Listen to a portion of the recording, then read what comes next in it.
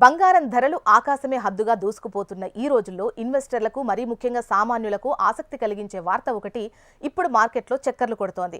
2025లో అద్భుతమైన లాభాలు అందించిన గోల్డ్ 2026 జనవరిలో ఎంసీఎక్స్లో 10 గ్రాములకు 1,80,000 వద్ద గరిష్ట స్థాయిని తాకింది. అయితే ఇప్పుడు పరిస్థితులు మారుతున్నాయి. ప్రస్తుత ట్రెండ్ చూస్తుంటే తులం బంగారం ధర 1,00,000 కంటే కిందకు పడిపోయే అవకాశం ఉందని మార్కెట్ నిపుణులు అంచనా వేస్తున్నారు. అంతర్జాతీయ మార్కెట్లో బంగారం ధరలు ఇప్పటికే గరిష్ట స్థాయిని తాకి కిందికి దిగొస్తున్నాయని ప్రముఖ మార్కెట్ విశ్లేషకుడు Pace 360 chief global strategist Amit Goyal చెప్పారు. ప్రస్తుతం భారత మార్కెట్లో బంగారం ధరలు గరిష్ట స్థాయి నుంచి దాదాపు 15% మేర తగ్గాయి. అయితే ఇది కేవలం ఆరంభం మాత్రమే అని అంటున్నారు. ఇక డాలరైజేషన్ ప్రక్రియలో వస్తున్న పెను మార్పుల వల్ల 2027 చివరి నాటికి భారతదేశంలో 10 గ్రాముల బంగారం ధర ఏకంగా 1,00,000 కంటే తక్కువకు పడిపోవచ్చని, అలాగే అంతర్జాతీయ మార్కెట్లో ఔన్స్ బంగారం ధర $3,000 చేరుకోవచ్చని అమిత్ గోయల్ సంచలన అంచనాలు వేశారు.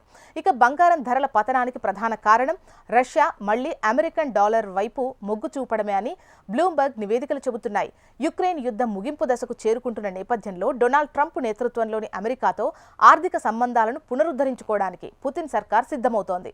ఇందులో భాగంగా రష్యా తన అంతర్జాతీయ వాణిజ్య చెల్లింపులను తిరిగి అమెరికన్ డాలర్స్లోనే చేయాలని భావిస్తోంది. ఇప్పటి వరకు డాలర్ ప్రభావాన్ని తగ్గించడానికి బ్రిక్స్ దేశాలు బంగారాన్ని నిల్వ చేస్తూ వచ్చాయి. కానీ కూటమిలో కీలక దేశమైన రష్యానే మళ్లీ డాలర్ వైపు రావడం బంగారం డిమాండ్ను భారీగా తగ్గించొచ్చు అంటున్నారు.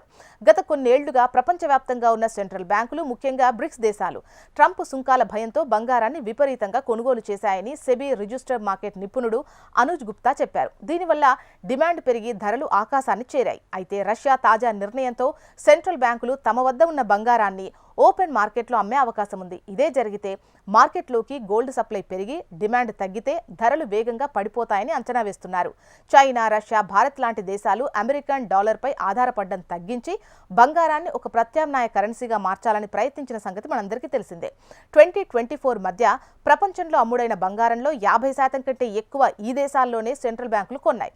కానీ రష్యా ఇప్పుడు డాలర్ సెంటిమెంట్ సిస్టంలోకి తిరిగి వస్తుందన్న వార్త ఈ డాలరైజేషన్ ప్రయత్నాలకు పెద్ద దెబ్బగా మారింది.